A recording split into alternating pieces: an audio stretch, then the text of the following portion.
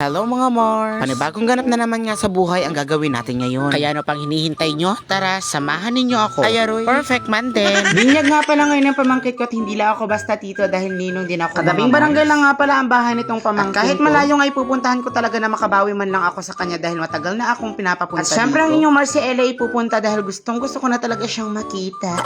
Kami nga pala ay kakagaling lang ng simbahan ng aking mga Mars. At medyo masama pa nga ang panahon at sila nakasasakyan dahil bawal mabasa ang bata. Okay lang na mabasa ako mga Mars. Sila nga pala ay nakasasakyan at ako yung nakamotor lang mga Mars. Pag ganitong mga binyagan niya ay kailangan nakaputi talaga ang mga ninong at mga dahil decision making ako ay ako lang kakaibang damit sa kanila. Eto nga pala yung Marcy ko at hindi ko lang siya Marcy dahil pinsang buho ko pa siya mga Mars. Anak niya nga pala yung inaanak ko at ako ang kinuha niyang ninong. Buntis pa nga lang itong pinsan ko ay laging bukang bibig niya ininong na talaga ako mga Mars dahil galante daw ako. Perfect man ngayong Pasko lang nga pala ako nakapagbawi dito sa inaanak ko dahil kahit seminar hindi ko na napupuntahan at dahil busy ang inyong Marcy. Pumasok na rin nga pala kami sa loob ng bahay ng tiya ko at dahil umaambon sa labas. Itong tiya ko nga pala na ito ay kapatid ng aking nanay kaya naging pinsang buo ko talaga itong Marcy. Kaunti lang nga pala kami mga ninong at ninang na kinuha niya at hindi na siya kumuha ng napakaraming ninong at ninang mga Mars. At medyo bigatin nga at ang pupogi ng kanyang mga kinuha na ninong at kinuha niya rin ako mga Mars dahil ako lang ang pinakamaganda sa pamilyang ito. Pag ganito mga binyagan nga expected mo na mabubusog ka talaga ng kanilang handa mga Mars. At nang marating ko nga itong main reception ay napaka-cute agad na design yung bumungad sa akin. At ang nakapag-agaw attention nga talaga sa akin mga Mars ay itong mga masasarap na pagkain.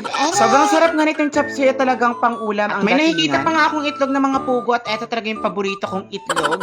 Ang brain ha, parang hindi nag-iisip ng right. At meron din nga pala silang inihandang minudo para sa kanilang mga bisita. At meron nga tayong paborito ng lahat ang lumpia Shanghai na talagang sinasyaro ng inyong mga Marcy kapag nasa handaan. At kung meron naman tayong masasarap na ulam ay meron naman tayong pang partner na kanin. Hindi lang nga kanin ang meron tayo dahil meron din tayong pansit na pangpahaba ng buhay mga At tayo mga Pinoy nga ay paborito talaga itong pansit at eto talaga yung paborito nating iluluto kapag may mga handaan dahil eto raw ay pampahaba ng buhay at ng relasyon. Bukod nga sa pansit ay meron naman tayong paborito ng mga bata at etong spaghetti. Itsura pa lang nga ng spaghetti ay talagang matatakam ka na sa akin. At habang hinihintay pa namin na iba pang mga bisita ay nagliwaliw muna kami at ini-enjoy itong ganda ng ayos. Sinikap ko nga pala talaga makapunta dito sa binyag ng pamangkin ko at matagal na akong hindi nakakabawi sa kanya. Na makompleto nga kanya mga ninong at mga ninang at dumating na rin ibang bisita ay nag-pray na rin kami ng mabasbasan ang inihandang pagkain ng aking Marcy. Anim lang nga pala kami mga ninong at mga ninang. At buti na lang nakapasok pa ako sa slot mga Mars. Ay aroy. Pagkatapos nga namin mag-pray ay kumain na rin kami ng aking mga Marcy. Hindi nga pala ako kumain ng umagahin dahil alam ko may pupuntahan akong handaan. Papapalaban talaga tayo sa kainan dahil ang sasarap ng mga ulam. At habang sumasandok nga ako ay lahat ng putahe inilagay ko na dito sa aking pinggan na hindi na ako pabalik-balik mga diba? Mars. Perfect man din. Pag ganito mga handaan nga ay talagang mabubusog ka at etong Marcy ko ay hindi magpapatalo. At nararamdaman ko siya mga Mars na parang gusto naming mag-take out. Hala,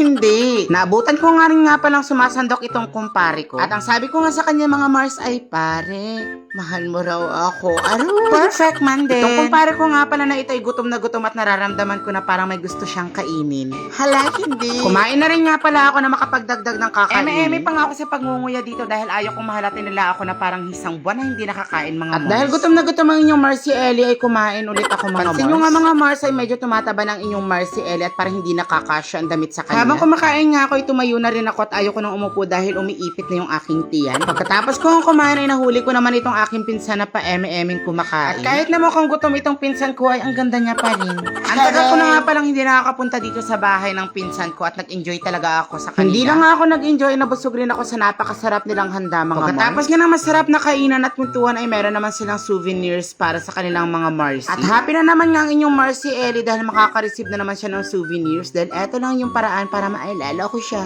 At eto nga pala ang kaganapan sa buhay ng inyong Marcy Ellie. O diba? Perfect man din.